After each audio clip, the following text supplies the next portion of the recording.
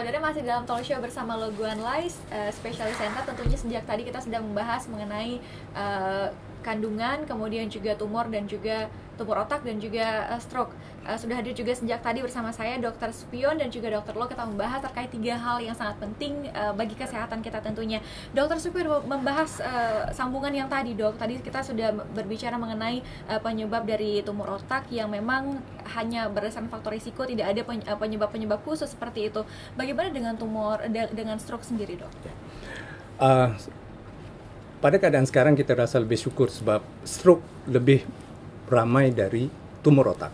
Stroke berganda kali lebih banyak dari kanker otak. Itu saja syukurnya.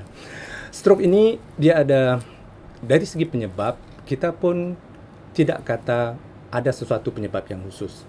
Tetapi kita tahu apa risiko yang pasti untuk seorang itu mendapat stroke. Contohnya yang paling kerap ialah tahap kesehatan seseorang. Pertama seperti seorang itu yang mendapat hypertension ataupun darah tinggi, diabetik, ya. Kemudian ada yang seperti obesity ataupun kegemukan. Kemudian contohnya faktor seperti kurangnya dia berrekreasi, berolahraga, cara hidup tidak sehat, kolesterol yang tinggi contohnya. Dan ini adalah faktor-faktor yang kita boleh hindari.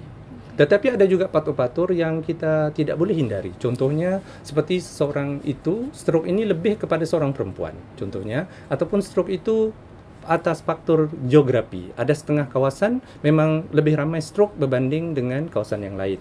Contohnya yang kedua, setengah kaum mempunyai risiko stroke yang lebih tinggi daripada kaum yang lain. Jadi faktor-faktor ini adalah faktor yang kita tidak boleh hindari. Cuma yang kita pastikan sekarang adalah faktor yang boleh dihindari. Contohnya ialah tahap kesehatan seseorang untuk dia menjaga kesehatan lebih baik dan mengurangkan risiko stroke tersebut. Baik, tadi salah satu juga disebutkan kolesterol yang tinggi ya, Dok. Ya, ini juga sangat penting untuk kita semua menjaga kolesterol kita masing-masing. Nah, kembali lagi kepada Dokter Lo, kalau penyebab dari kista dan juga penyakit kandungan lainnya yang mungkin terjadi, Dok, apakah ada penyebab pastinya seperti itu?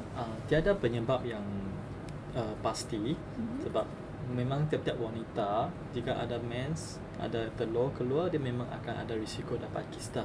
Tetapi kita boleh kata dari segi kanker indung telur, iaitu kanker kista. So kanker kista biasanya macam tumor kanker otak juga, dia ikut family keturunan. Faktor keturunan pasti. Faktor keturunan. Di mana jika keturunan ada kanker telur, indung telur, adapun kanker buah dada, ini dua-dua yang memang lebih tinggi risiko. Jadi lagi satu ialah obesity. Jika obesity ataupun penyakit kencing manis semua itu, dia risiko kepada kanker rahim, kanker rahim. Dan yang keempat ialah itu macam merokok, kadang-kadang juga boleh menyebabkan lebih tinggi risiko kanker, dari kanker rahim, kanker indung telur pun ada. Jadi satu lagi ialah bila satu orang jika dia susah mengandung, dia ambil ubat mengandung, ubat untuk bagi telur membesar. Bila dia pergi merangsang telur di dalam indung telur, bila rangsangan ni menjadi lebih banyak, dia boleh meninggikan risiko wanita itu mendapat kanker itu indung telur, kanker telur juga. Tapi bukan semua. Baik, kemudian juga kalau misalnya dari di lingkungan masyarakat, Dok, kebanyakan orang yang menganggap juga makanan menjadi salah satu faktor yang mungkin juga mempengaruhi kesehatan, salah satunya juga akan mempengaruhi bisa menjadi kanker, kemudian seperti itu. Adakah makanan-makanan khusus ataupun kandungan-kandungan khusus dalam makanan yang bisa menyebabkan kanker seperti itu, Dok? Ya, sudah pasti. Sekarang yang lebih baik adalah makanan seperti buah-buahan, sayur-sayuran, tetapi ada banyak orang yang makan benda yang goreng-goreng, ada banyak macam itu hotdog yang sudah diproses. So jika you tengok itu pack makanan proses itu banyak bahan kimia. Sebenarnya you tak makan makanan saja, you makan bahan kimia semua bahan ni. Kimia. Bahan kimia ini yang menyebabkan kanker di dalam badan. Terutamanya kanker indung telur, sebab indung telur dia sedang membesar. Dia sedang membesar menjadi berlainan. So bila dia ada itu bahan kimia, dia akan menjadi kanker. Berarti asupan makanan juga penting tentunya untuk menjaga kesehatan, tentunya juga untuk menghindari kita dari penyakit kewanitaan seperti itu ya dok. Kalau dokter Supian seperti apa dok? Makanan ini juga mempengaruhi kita untuk terhindar dari untuk bisa terserang tumor dan juga stroke seperti apa dok? Adakah pengaruhnya seperti itu? Saya rasa dari segi spesifik satu makanan itu menyebabkan tumor, kalau di bagian otak lah ya, saya rasa tidak ada sesuatu yang spesifik. Maksudnya tidak ada hubungan antara satu makanan itu akan menyebabkan kita lebih mudah mendapat stroke. Cuma mendapat tumor otak. Cuma mungkin pemakanan kita yang agak tidak benar akan menyebabkan kita menjadi gemuk ataupun obesity. Dan mungkin faktor obesity ini akan melebihkan sedikit untuk kita mendapat risiko kanker. Contohnya begitu. Begitu juga kalau kita penjagaan makanan kita yang tidak benar, maka kita mendapatkan obesity, dan yang kedua mendapat kolesterol yang tinggi, dan ini akan melebihkan seseorang itu untuk mendapat stroke. Begitu.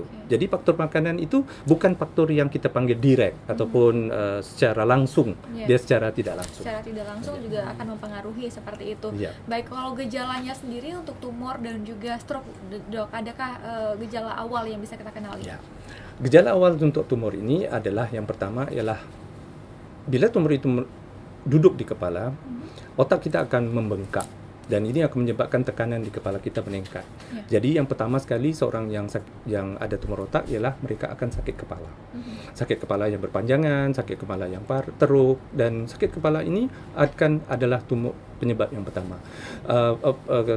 Maksud saya adalah kesan ataupun tanda yang pertama. Kemudian ada juga tumor otak yang menyebabkan seorang itu akan kejang. Ya, dalam bahasa Indonesia dipanggil kejang. Dalam perubatan kita panggil epilepsi. Dan yang ketiga ada juga tumor di otak yang menyebabkan kita akan ada rasa kekurangan fungsi fisikal tangan dan kaki kita. Seperti kita lemah sebelah badan atau lemah sebelah kaki. Contohnya kalau seorang itu seperti stroke, ya seperti penyakit stroke, datang seperti stroke, tapi bila kita periksa, kita scan, oh bukan stroke rupanya, itu tumor di kepala. Begitu. Dan yang ketiga, kadang-kadang tumor di otak ini bisa menyebabkan perubahan tingkah laku. Sebab otak kita menjaga tingkah laku, behavior, menjaga kita personality. Jadi ada orang yang datang dengan tanda-tanda begitu. Dan juga tanda-tanda lain adalah seperti ada masalah saraf. Contohnya seorang itu datang tiba-tiba mukanya sengit. Ya, mau bahasa Indonesia mungkin dipanggil miring, miring, atau matanya tidak nampak. Ya, atau telinganya tidak dengar. Maka inilah sarafnya, saraf terganggu sebab tumor. Baik, kita sudah berbicara mengenai gejala-gejalanya, kemudian sikit benda, macam itu penyakit myom. Jika dari segi makanan, jika boleh kurangkan minum susu macam soya. Baik, untuk tips-tips nanti juga kita akan membahas seperti apa tips kesehatan dari kedua dokter spesialis yang sudah hadir di sini. Tetap dalam Talk Show bersama dengan Loguan Life Specialist Center.